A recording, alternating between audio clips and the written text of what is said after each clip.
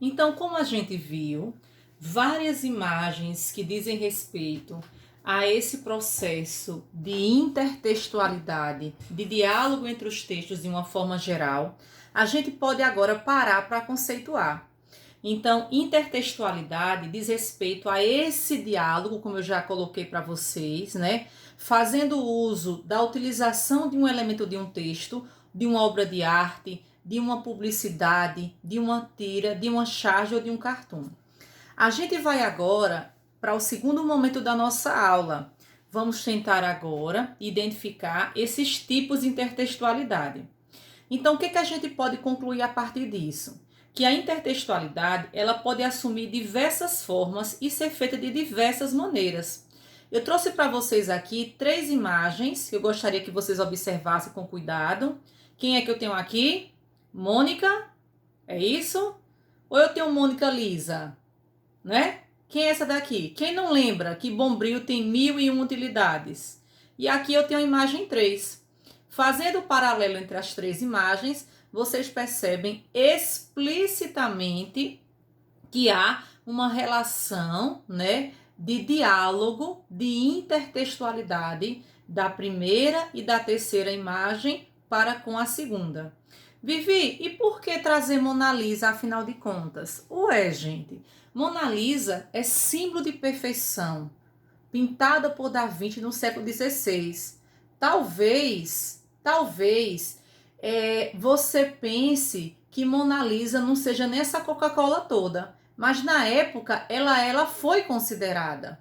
Então, por isso que trazer as diversas roupagens de Mona Lisa, como eu trago para vocês aqui, se faz relevante para que vocês pensem nessa perspectiva, né? Desse dialogismo, dessa necessidade que nós temos, né? De nos remeter aos textos alheios e com intenções diversas. É aí onde entra o nosso estudo. Ou seja, essa percepção dessas relações intertextuais, das referências de um texto a outro, depende muito do nosso repertório, ou seja, do nosso acervo, dos nossos conhecimentos literários e, obviamente, de outras manifestações culturais.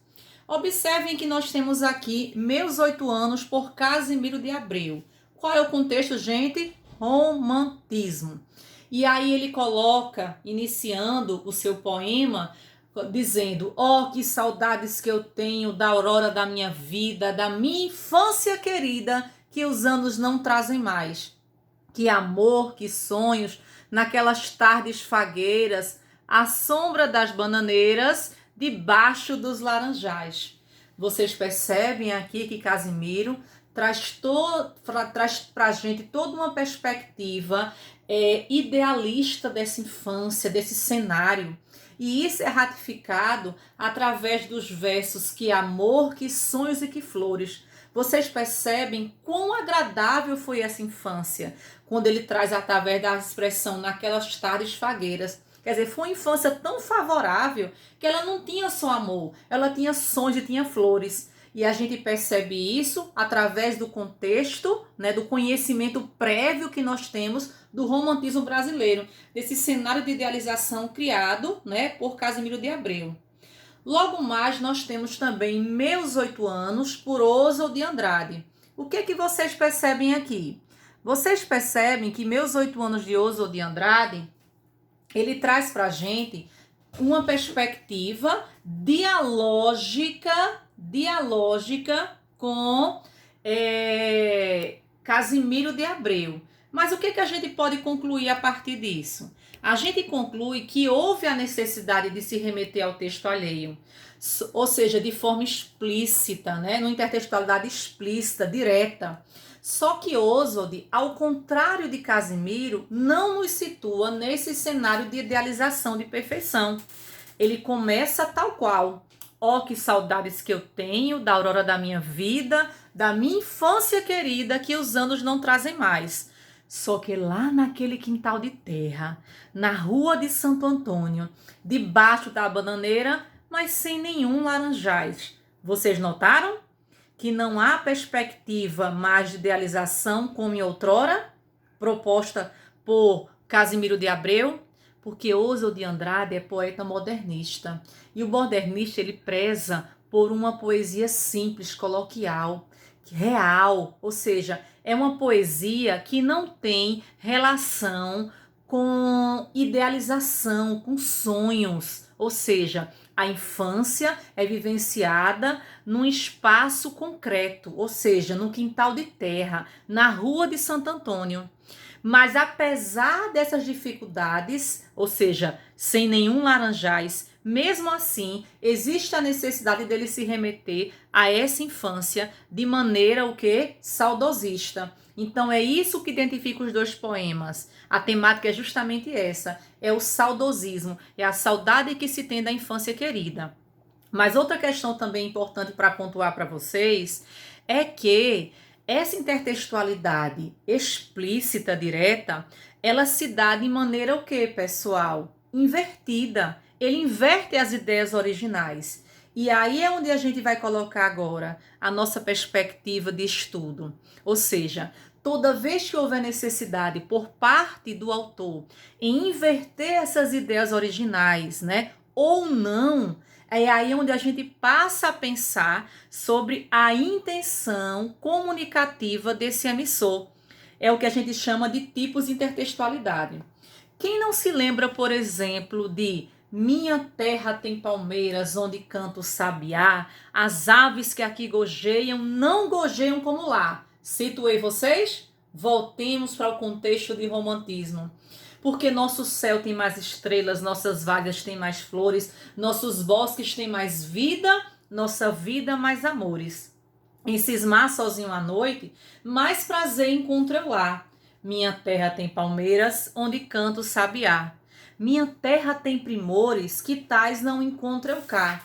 Em cismar sozinho à noite, mais prazer encontro eu lá. Não permita, Deus, que eu morra sem que eu volte para lá, sem que eu desfrute os primores que tais não encontro eu cá. Então vocês percebem que há toda uma perspectiva, né, de idealização proposta por Gonçalves Dias. Eu fico cá pensando aqui com os meus botões. Afinal de contas, será que esse céu era tão estrelado assim? Será que essas vásrias tinham tantas flores, né? Será que esse bosque realmente tinha mais vida?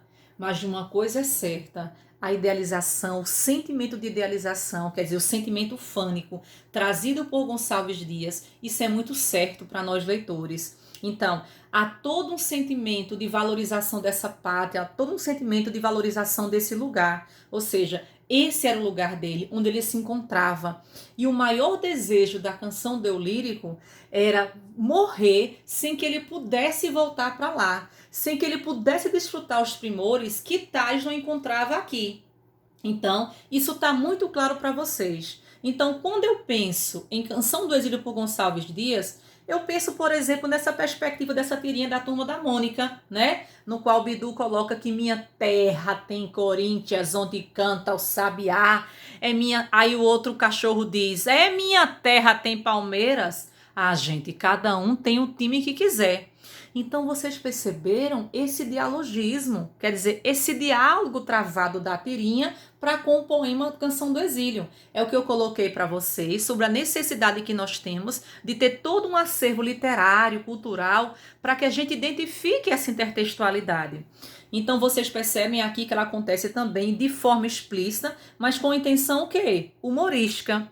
Aí eu me remeto também a trazer para vocês Canção do Exílio, por Mário Quintana. Agora ele traz assim, ó, Mário Quintana. Minha terra não tem palmeiras e em vez de um mero sabiá, cantam aves invisíveis, nas palmeiras que não há. Oswald de Andrade já coloca, não permita Deus que eu morra sem que eu volte para São Paulo, sem que eu veja a Rua 15 e o progresso de São Paulo. E Murilo Mendes traz, minha terra tem macieiras da Califórnia, onde cantam gaturamos de Veneza. Ai, quem me dera chupar uma carambola de verdade e ouvir um sabiá com certidão de idade. Vocês percebem explicitamente essa relação intertextual para com o poema original de Gonçalves Dias. E vocês também identificaram muito provavelmente, além dessa intertextualidade explícita, que em outras palavras, mesmo se remetendo diretamente ao texto original, o que esses autores fazem? Eles invertem as ideias originais, né? Com objetivos múltiplos, Tá aí a nossa necessidade em ter conhecimento, né, sobre essas intenções comunicativas intertextuais. E aqui nós terminamos o nosso estudo sobre parte 2, sobre tipos e textualidade.